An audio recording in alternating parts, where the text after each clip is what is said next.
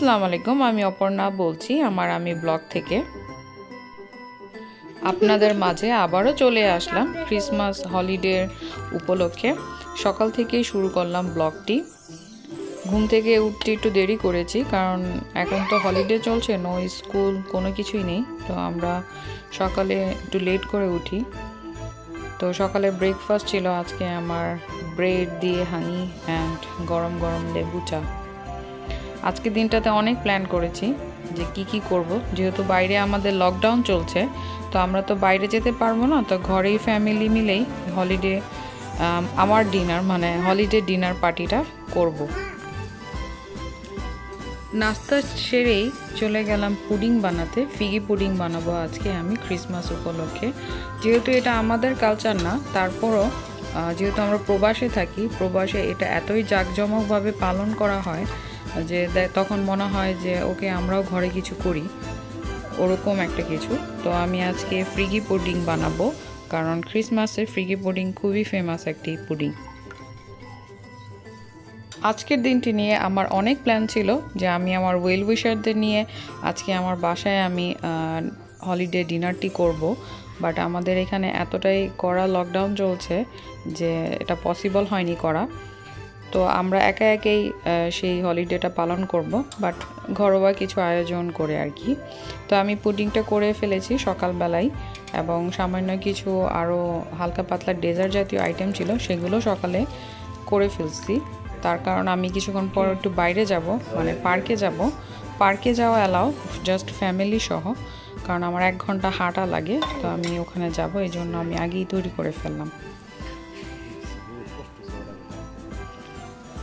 চলে গেলাম আমরা পার্কে, 1 ঘন্টার মতন হাঁটবো, কারণ আজকের ওয়েদারটা এতটাই চমৎকার। রৌদ্র ছিল। ইউকেতে রৌদ্র ওঠা মানে একটা বিশেষ দিন। সহজে ইউকেতে সান দেখা যায় না, তো দেখা গেছে যে সূর্য উঠলেই এখানে ঈদ লেগে যায়, সবাই বের হয়ে যায় পার্কে। তা আমরাও অপেক্ষা করিনি, বের হয়ে গেলাম। বাইরের পরিবেশটা এতটাই সুন্দর ছিল যে ঘরে ফিরতে আর মন চাচ্ছিল না, বাট কিছু করার নেই। ইউকেতে 3টা-4টা বাজেই দেখা যায় সন্ধ্যা হয়ে যায়, আর এতটাই ঠান্ডা পড়ছে যে এখানে বেশিক্ষণ থাকাটা আর পসিবল হয়নি। তো আমরা এখানে কিছুক্ষণ প্রাকৃতিক সৌন্দর্য উপভোগ করে চলে গেলাম বাসায়। বাসায় গিয়ে দেখি আমার কিছু দুঃখের কথাও শেয়ার করব এখানে, যে প্ল্যান মাফিক হয়নি। আমার হাজব্যান্ড আমার সব প্ল্যানগুলো নষ্ট করে দিয়েছে, সেটাই আমি আপনাদের আজকে দেখাবো।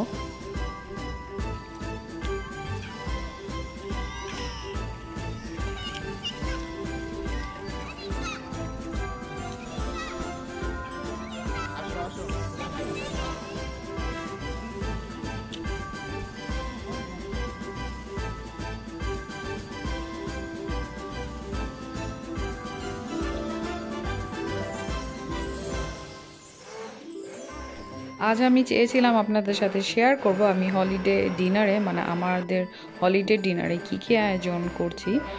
চিকেন গ্রিল করব, কিন্তু আমি পুরোপুরি দেখাতে পারিনি, কারণ আমার হাজব্যান্ড আগেই কেটে আমাকে না বলেই কেটে সে মশলা টশলা মাখিয়ে মেরিনেট করে ফেলেছে।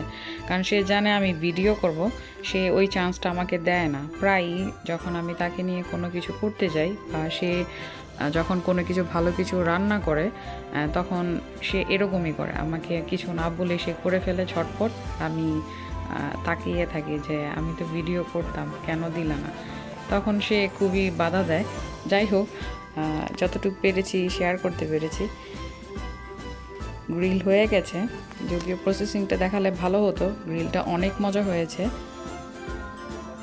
তারপর মনে করেছিলাম খুব সুন্দর করে টেবিল ডেকোরেশন করে লাইটিং মোমবাতি দিয়ে সাজিয়ে তারপর আমরা ডিনার করব, বাট আমি রেডি হওয়ার আগেই দেখি সে সব বেড়ে টেড়ে খাওয়া শুরু করে দিয়েছে। আমার মেজাজটা এত খারাপ লেগেছে যে আমি আর সাজাতেই পারিনি। এখানে আমি দেখি সবাই হলিডে ডিনার পার্টি কি সুন্দর করে টেবিল টুবিল সাজিয়ে ব্লগ করছে, বাট আমি করতে পারিনি। আমার ব্লগটা এরকমই হয়ে গেল। যাই হোক, আশা করি আমার দুঃখে আপনারাও কষ্ট পেয়েছেন। আশা করি আমার ব্লগটি ভালো লেগেছে। তো আজকে এই পর্যন্তই। আল্লাহ হাফেজ।